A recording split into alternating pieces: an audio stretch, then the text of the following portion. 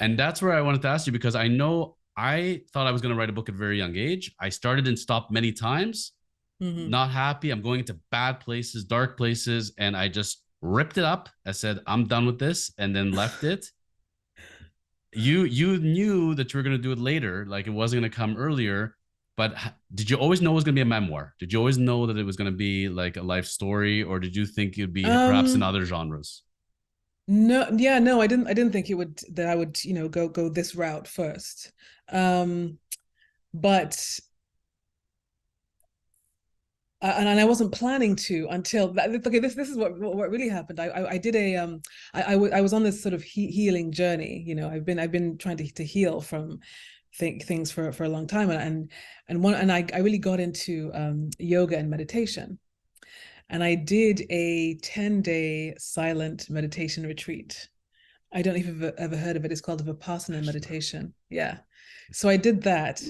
And during the course of that, I heard, a voice saying, I have to tell this now. I have to do this now. I have to tell this story. And I got back from the 10-day meditation. Because you know how every day during that process you wake up at like 4 a.m. or something and you start meditating. So I've been waking up every day, really early. So my body clock was adjusted to that.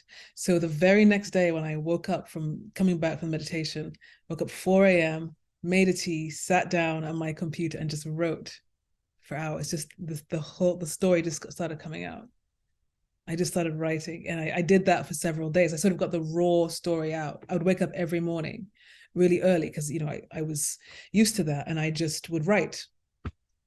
I was that electrified from coming back from this meditation, and then during the course of the year, I did the editing of it and really worked on it and to its final product. But that is really how it came to be, that this story came out now rather than later.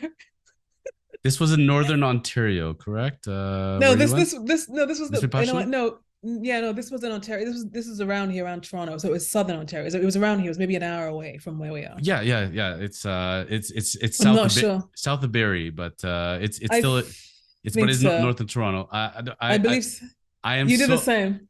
I went to the open house. I saw Uh-huh. it. Okay. I loved it. I fell in love with the place. They walked the grounds. They showed us the rooms. They showed us the central hall. I wanted to do it so badly. I was like dying to go. And for me, and I know it's a bunch of excuses. I said, as a lawyer and as a partner at a law firm, I cannot disconnect for 10 days completely from the world. I have too many responsibilities, and I'm going to do this later in life. That's what I told myself. Yes. And the compromise was, because I love the idea of Vipassana so much, because I've gone on retreats, yoga retreats, spirituality Mm-hmm. retreats. I Mm-hmm. started going to Buddhist temple, and it's funny. This is a lot part of my book, by the way. It's funny. I was wondering our connection point.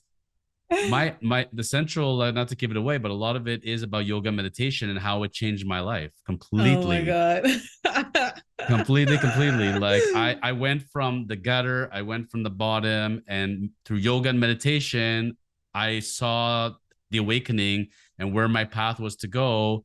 And I started leading the life that way. And that's why I'm here today. I'm not here today if not for yoga and not for meditation, period. So kudos for you to Really? doing Vipassana. Yeah. I have met many people that have started and stopped it. They left crying, saying, I can't sit Really? for this many hours. I can't go this long. I think it's fantastic. Not having to talk to anybody for 10 days, even though I do podcasting, I would do it in a second.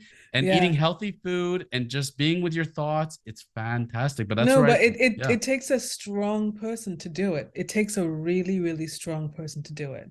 So, I'm not surprised, some people who left. I mean, when I was there, some people left, I didn't notice because I was so focused on I was just so inward focused and on doing the meditation.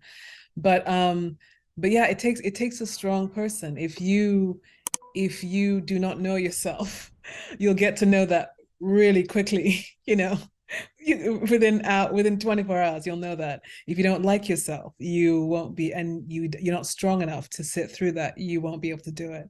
I really, I hope that you do get to do it.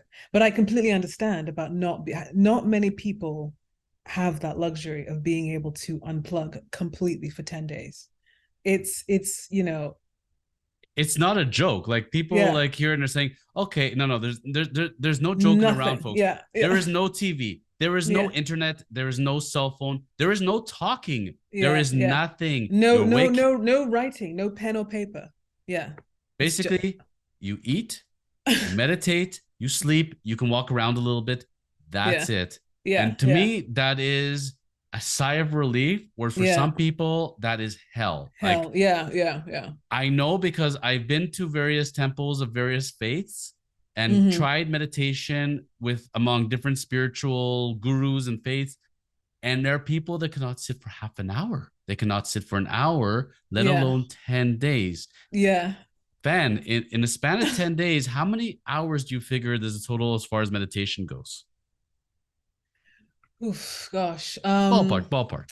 Well, I mean, I feel like every day it could be something like at least 9 hours, because I know that you wake up and then you there's a period of like 2 or 3 hours when you meditate before breakfast, and then it's another 3 hours or something, and then it's lunch, and then it's another 3 hours, and then you know what I mean. So it could easily be at least 9 hours. I'm not exactly sure, but it really is that intense. It's like you wake up, you meditate for a few hours, then you have breakfast, then you meditate for several hours, then you you know, and you schedule in when you shower. You have to. There's a very very tight schedule. You have exactly 10 minutes to take a shower, you know, and then you just go right back to meditation. But that being Yeah. said, I remember vividly looking at the props, for example.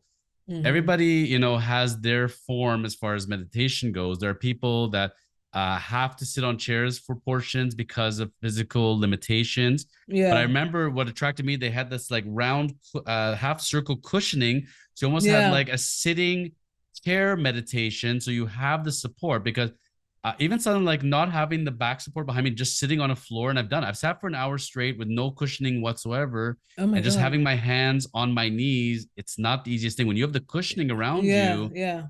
it can help a lot. Did you find use of props was very helpful for you during that Yeah, process? absolutely. Yeah, yeah. And then there were some props that I preferred to others, and I would see other people with them because they weren't always enough for everyone of the ones I really liked. So I just really had to get used to it. And but there was what I noticed, there was a real sense of like camaraderie. Even though we weren't talking, you could just feel it energetically. There was a sense of camaraderie amongst the people because we was all like, yeah, we're all doing this really hard thing together. We're all in this together. We're all supporting each other, even though we wouldn't look at each other or talk to each other. I really felt it, and at the end, when at the very end, there's a moment where you can talk. It's over, when before you leave, and other people said that too. They felt that as well.